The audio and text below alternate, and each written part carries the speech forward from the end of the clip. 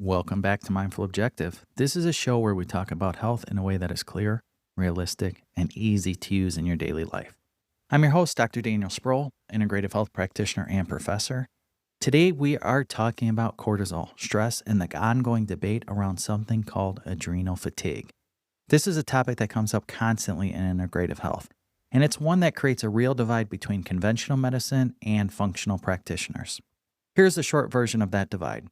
If you go to a conventional doctor and you say that you're exhausted all the time, your energy crashes in the afternoon, and you cannot sleep even when you're tired, you feel wired but worn out, your mood is off, or you do not feel like yourself, they'll often run basic labs and find nothing wrong and tell you that adrenal fatigue is not a real diagnosis.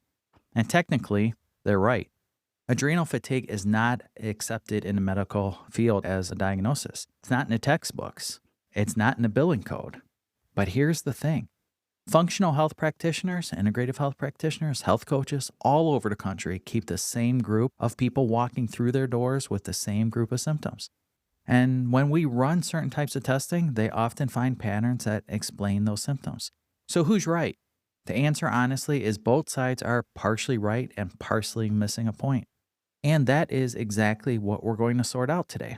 My goal in this episode is to help you understand what cortisol actually is, what it does, and why the stress response can go sideways over time, and why that adrenal fatigue label is controversial, but the underlying experience is very real, and what you could do to recognize yourself in this conversation. This episode's designed for people who are new to the subject, who are going through things and want just a clear understanding of what's happening. Not complicated science jargon, right? We're not going to get into technical aspects of things. Just real talk about how the body works and what happens when stress becomes a long-term way of life. As always, this show's for educational purposes only. We do not diagnose, treat, or cure any illness or disease. So again, talk to your qualified healthcare provider if you have complex symptoms or issues. So now let's start from the very beginning. What is cortisol and what does it actually do? So cortisol is a hormone made of two small glands that sit at the top of your kidneys. Those glands are called the adrenal glands, and they are responsible for making several important hormones. Cortisol is the main one. It is often called the stress hormone, but the name gives people the wrong impression. Cortisol is not just something bad in your body makes when life gets hard. It is essential. You cannot survive without it. Here's what it does on a normal day when everything's working the way it should. So in the morning, cortisol rises naturally to help you wake up. It gives you that initial push of energy. It tells your body that it's time to get moving. It helps pull blood sugar so that your brain and muscles have fuel. It plays a role in reducing inflammation. It supports your immune function. It influences your mood, your motivation, and your mental sharpness. So throughout the day, the cortisol is supposed to gradually come down. By the evening rolls around, your cortisol level should be low enough that your body can shift in a calmer state and eventually fall asleep. So this natural rhythm is where cortisol is higher in the morning and lower at night. It's called the cortisol curve. When the rhythm is healthy, most people feel reasonably good. They wake up with decent energy, they can focus during the day, and they wind down at night without too much trouble. Cortisol also plays a big role in stress response. When something stressful happens in your life, it happens to all of us, whether it's a real physical threat or just high-pressure meeting or a scary news story, your brain sends signals to your adrenal glands telling them to pump out more cortisol. Cortisol then raises blood sugar. It sharpens your focus. It increases your heart rate and prepares your body to deal with a real threat. This is the classic fight or flight response that you probably heard about. So once that stressful situation passes, that event, right? Once that passes, cortisol is supposed to come back down. The system's supposed to reset. You calm down. Everything returns to that baseline where you first started. That is how the system is designed to work. The problem is that modern life does not really give the system a chance to reset. So think about what your typical day looks like for most people right now. You wake up early thinking about everything you have to do. You check your phone before you get out of bed, right? We have a bad habit of that. You rush through a morning routine. You deal with traffic. You jump straight into emails. Work is demanding. School is demanding. Life is demanding. Your schedule is packed. You're eating on the run or you're skipping meals. You're not sleeping enough. You have financial pressures, relationship pressures, and family responsibilities all running at that same time.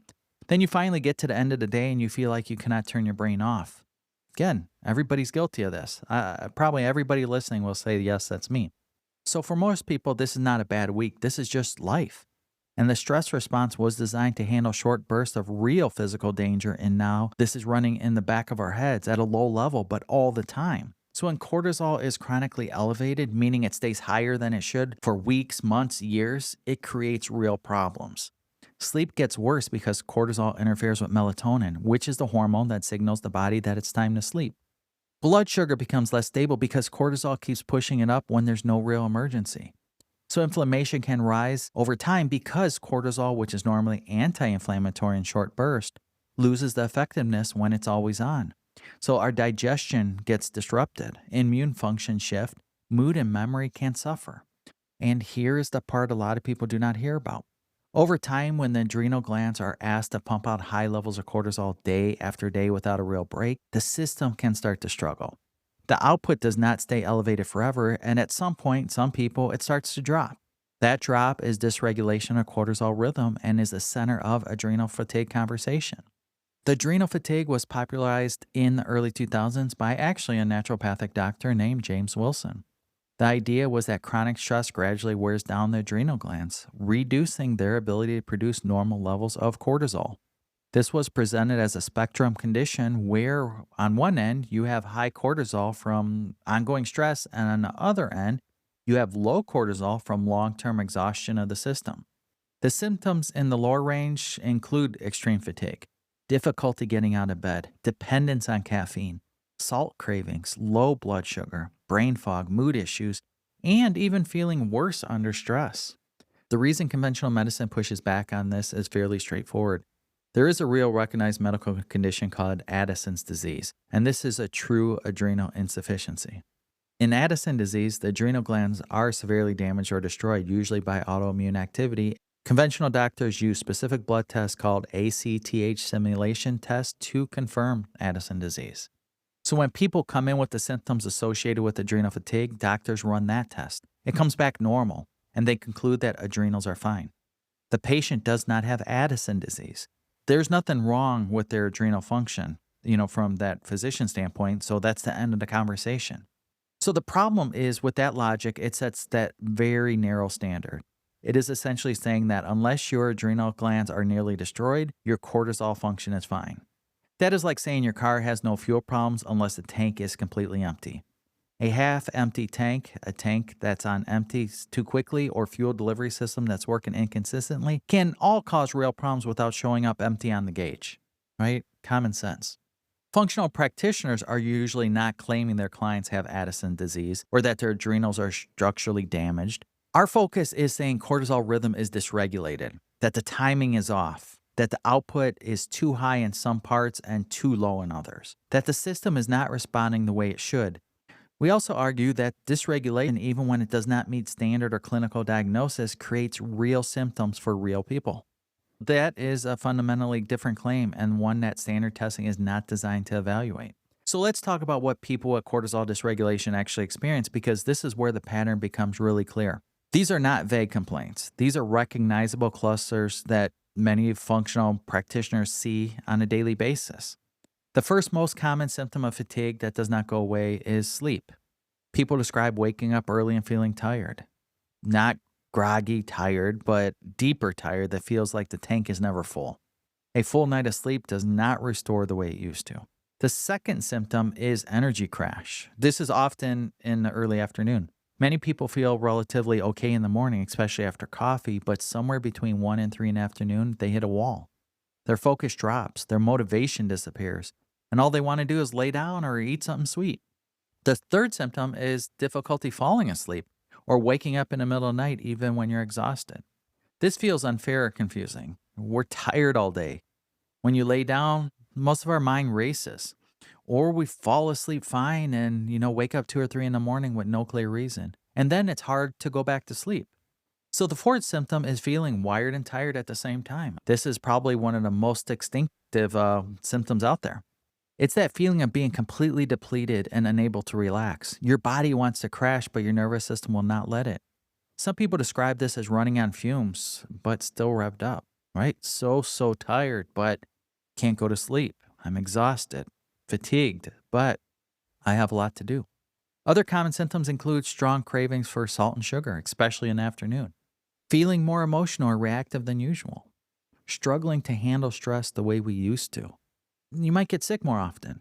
You might feel lightheaded when you stand up too quickly, low motivation or a flat mood, brain fog where concentration is harder than it used to be, and a general sense that resilience has dropped, meaning that things that used to handle fine in your body now feel like it's too much. You're being overwhelmed by these simple things. So none of these symptoms on their own are enough to point for a cause, right? But when they show up together, especially in someone with a history of high stress, poor sleep, or demanding lifestyle, that cortisol connection is hard to ignore. So one of the reasons this debate continues in the standard lab testing is not built to catch cortisol rhythm problems. A typical cortisol blood test is done once, usually in the morning, and gives you a single number. If that number is within reference range, you're told that your cortisol is normal. But cortisol is not a static number, it's a rhythm. It moves up, it moves down throughout the day, and it's a predictable pattern in a healthy person, right? High in the morning, low at night, if it's normal. We want to be high in the morning, low at night, but a lot of people are reversed. Low in the morning, high at night. I was one of those people. So from a functional practitioner standpoint, there are different tests out there. There's saliva-based cortisol testing. This measures your cortisol at 4 different points throughout the day. We collect samples in the morning, right after waking, in the mid-morning, in the afternoon, and at night. This whole thing gives us a picture of the actual rhythm. You can see whether the morning spike is too low, whether the afternoon drop is too sharp, whether evening cortisol is still elevated when it should be winding down. And know that some practitioners also use urine-based hormone testing to look at cortisol and the breakdown of products for that full 24-hour period. This can give even more detail about how cortisol is produced and how it's being cleared throughout the body. So when there's more detailed testing right on a functional medicine side, functional practitioner side, we may see that inverted pattern when cortisol is higher at night than in the morning. And this explains why a lot of people can't sleep. We might see a curve that starts normal, then drops sharply in the afternoon, which lines perfectly up with that 2 o'clock crash. So these patterns are not proof of adrenal failure. These are signs of stress or dysregulated stress system. And that distinction matters because the approach to addressing it differently. Here's a way to understand the bigger picture without getting lost in complicated biology. Your cortisol system does not operate alone. It's part of a communication network that supports your brain, a gland in your brain called pituitary, and your adrenal gland. This network is called the HPA axis. Think of it like a chain of command. The brain senses stress and sends a signal to your pituitary, which sends a signal to your adrenals, which release cortisol. Then cortisol feeds back to the brain in that same, until that mission's done, then it signals your brain to slowly quiet down. When stress is chronic and relentless, this chain command starts to malfunction. The brain stays in alert mode. The signals keep firing. Over time, this system can become overactive, and in some cases, the feedback loop stops working efficiently. The whole conversation between your brain and adrenal glands becomes dysregulated. This is sometimes called the HPA axis dysfunction, and this is a term that's gaining more acceptance in research circles among those who reject that adrenal fatigue label. You can find peer-reviewed research on HPA axis dysregulation as a real phenomenon associated with burnout, chronic fatigue, post-traumatic stress, and various chronic conditions that are out there. The science here is not fringe. It's the label of adrenal fatigue that is contested, not the underlying physiology. Another piece of this connection is to hormones. Cortisol does not exist in a vacuum. When cortisol is chronically dysregulated, it can pull other hormone systems out of balance. Thyroid function can be affected. Sex hormones like testosterone and estrogen can shift. Insulin sensitivity can drop. Blood sugar regulation become more difficult. Sleep hormones like melatonin are disrupted. This is why people with long-term stress and cortisol problems often feel like multiple symptoms are happening at once. And they are, because cortisol dysregulation does not happen overnight. It does not happen to everyone equally. Certain patterns tend to show up consistently in people who develop these issues. People who have been under high, unrelentless stress for months or years are the most common group. This includes caregivers, people in demanding careers, single parents managing everything alone, people who have been through major life changes like loss, divorce, illness, financial hardship, or people who have simply never learned to recover stress efficiently. People who are constantly under sleep also at high risk. Sleep is when cortisol resets. When sleep is cut short night after night, the system never gets a chance to recover. And over time, this accumulates to real physiological deficiencies in the body. People who overexercise without enough recovery can run into patterns too. High exercise is stress to the body.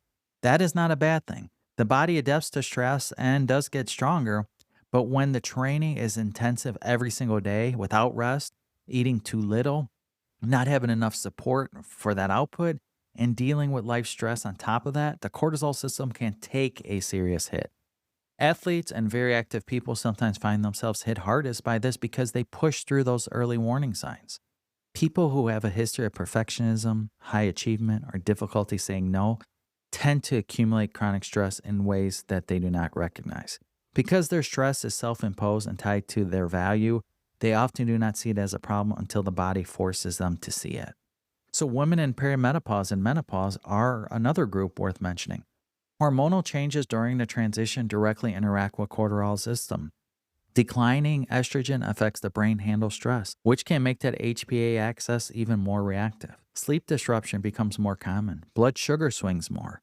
The whole system becomes more sensitive at exactly the time when many women at their peak career or caregiving demands. This combination can push cortisol dysregulation to surface in ways they might not have for earlier in their decades. But the good news is that all the cortisol dysregulation driven by lifestyle is something that can influence change. It takes time and consistency, but the body responds when you give it what it needs. Though the first and most impactful thing you can do is protect your sleep. This sounds simple, but generally it's a foundation. Cortisol rhythm and sleep are deeply connected. When you go to bed at a consistent time and wake up at a consistent time, you are supporting natural cortisol patterns that the body needs. So aim for dark, cool, quiet sleep. Keep that last hour before bed calm. Dim the lights. Stay away from screens and at least reduce stimulation. Let your nervous system get the message that the day is winding down. A second thing you need to do is eat in a way that keeps your blood sugar stable.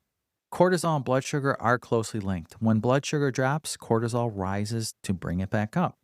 If you're skipping breakfast, going long stretches without eating, or relying on coffee to get through the morning, you're triggering cortisol spikes that add to the load. Start your day with protein.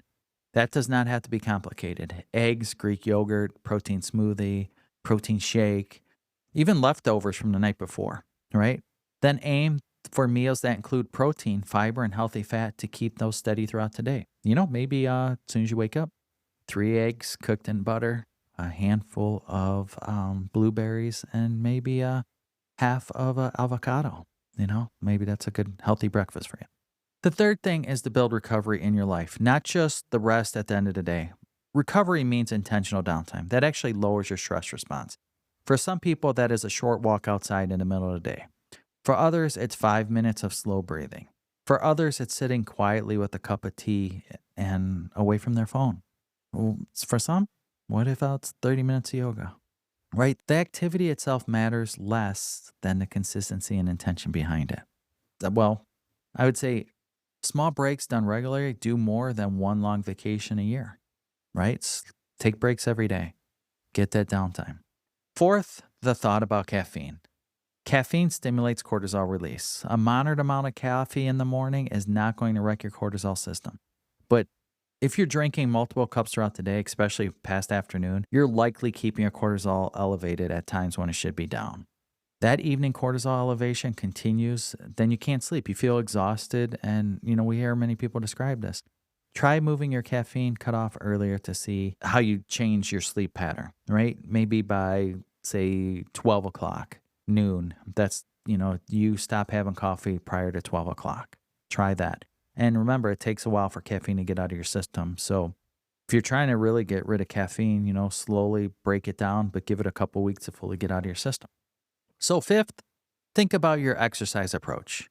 Movement is one of the best things you can do for stress recovery overall, but the type and timing matter when cortisol systems are already struggling. Very intense exercise like heavy lifting, high intensity interval training, or long endurance sessions. Remember, this raises cortisol in the short term.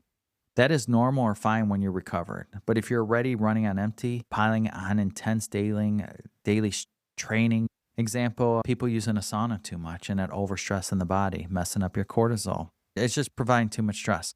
So during periods of high level stress, and you clearly see this, consider shifting towards gentler movement like walking, yoga, swimming, or light strength training to give yourself real recovery days. Again, you don't need to work out 5 days a week. Maybe 2 days a week is good for you. 6, address the mindset about doing less. A lot of people who deal with cortisol dysregulation are people who feel guilty about slowing down. They have an internal belief that rest is lazy and that they need to push through, that every time they're doing things, they can handle more. That belief system is part of what drives chronic stress in the first place. The body does not distinguish between physical threat and pressure you put on yourself. Stress is stress. Learning to give yourself permission to recover is not optional when your system is struggling. It's part of the treatment, right? Now, let's focus on the nutritional aspects of this all. There are several nutrients that play direct role in cortisol production and that stress response, and many people are not getting enough of them throughout their diet alone. Common one we always talk about is vitamin C. Vitamin C is heavily concentrated in adrenal glands, and it used up quickly during those stressful environments and stressful times in your life. Keeping vitamin C levels supported through food, through supplementation, is a simple baseline step. Good food sources include bell peppers, citrus, kiwi, and strawberries, right? Plus the supplement. Magnesium is involved also in hundreds of processes in the body, including stress response, sleep quality, blood sugar regulation. Most people in the modern world are not getting enough magnesium from food because soil depletion has reduced magnesium content in our crops. Magnesium glycinate is a well-tolerated form that many people find helpful for sleep and your nervous system calm. Another one would be B vitamins, particularly B5, B6, B12. These all play important roles in adrenal hormone production and energy metabolism. Chronic stress depletes B vitamins faster than normal. A high-quality B complex can support the overall system. Adaptogenic herbs are often discussed in context of that adrenal support. Adaptogens are a class of plants that help the body adapt to stress more efficiently. The common one we always hear about is ashwagandha. This is one of the most well-researched and has shown consistent results in studies for reducing cortisol, helps improve sleep, and lowers anxiety. Rhodiola is another one we always talk about. It's commonly used and tends to be more stimulating and help for those for fatigue and that mental performance. Holy basil, right? This is a gentler option that supports cortisol balance and stress resilience. But before adding supplements, it's also noteworthy to talk to a practitioner who understands your full picture. Again, specific to you. Some adaptogens are not appropriate for everyone, especially people with autoimmune conditions, thyroid issues, or on certain medications. The goal is targeted support, not a cabinet full of random products. So when someone comes to me, as in the integrative health space, and I see that cortisol dysregulation, the conversation does not start and end with adrenal function. It starts with that whole person. I want to understand how long this has been going on. As a practitioner, we want to know what the stress load looks like and where it's coming from. We want to know and understand sleep patterns, your eating habits, your exercise habits, and what recovery actually looks like in your daily life. We also want to rule out any other contributors because fatigue, brain fog, and mood changes can come from many places. A lot of symptoms overlap. Thyroid dysfunction, iron deficiencies, blood sugar dysregulation, nutrient depletion, and sleep apnea can all look similar on the surface. So if functional lab testing is appropriate, we may use multi-point saliva cortisol tests for that actual rhythm. We may look at DHEA, which is another adrenal hormone that tends to decline with chronic stress and gives that additional context of the adrenal output. We may look at your thyroid markers, fasting blood sugar, fasting insulin, nutrient levels, and inflammatory markers depending on the individual picture and person. Once we get a clear understanding of what's driving these symptoms, we can build a plan that's most impactful to change for you, specifically for you. That usually means stabilizing sleep, improving blood sugar dysregulation through food, building in real recovery time, and supporting any nutritional gaps. Supplements can come later or chosen based on a specific pattern, not a general adrenal support stack, right? Not a one-stop fits-all solution. Everything's individualized to you. The timeline is, this whole thing varies, right? Each person's different. They respond different. They have different needs. Some people notice meaningful changes in a few weeks if they make consistent lifestyle changes. Remember, consistency is key. For others that have been in chronic stress for years, rebuilding the system takes longer. The important thing is that the progress tends to be real and measurable, and the approach needs to be comprehensive. This is not about treating a label. It's about understanding your system and giving your body what it needs. Remember, what works for one does not work for always the other. So before we close, let's give a simple version of everything we covered today. Cortisol is not the enemy. It's a hormone you need. The problem is not cortisol itself. The problem is what happens when your stress system is asked to run on high output for too long without that recovery. Over time, that system can become dysregulated. The rhythm gets disrupted, other hormones get affected, and the symptoms are very real. Conventional medicine dismisses adrenal fatigue as a diagnosis, and they point to another direction because of a label. But dismissing the underlying experience along with the label is where many people get left behind. Research at the HPA axis dysfunction is growing. More clinicians are recognizing that stress system can be dysregulated in ways standard tests do not catch. The conversation is moving in the right direction, so there is positivity there. If you recognize yourself in these symptoms as we described today, the most important thing you could do is start with the right basics. Protect your sleep. Stabilize your blood sugar with consistent eating. Build recovery into your day. Reduce your caffeine dependence. Move your body in a way that supports you rather than depletes you. And give yourself permission to take it seriously instead of pushing through that forces you to stop, right? You want to stop and be proactive before your body makes you stop. So if you've been dealing with this or you still feel stuck, that is where working with Mindful Objective can help. This is exactly what we do here. We help people connect the dots, understand what their body's actually doing, and put together a plan that fits your real life. You do not have to keep white-knuckling your way through today. There are real reasons why you feel the way you do. There are real ways to support your system that is struggling. So thank you for spending time with me in Mindful Objective. Keep learning, keep listening to your body, and keep taking small, steady steps forward. As always, this episode is for educational purposes only. Speak with a qualified healthcare provider before making any changes to your health routine, especially if you have symptoms that are significant and have been going on for a long time, or maybe they're getting worse. I'll see you next time. Stay well.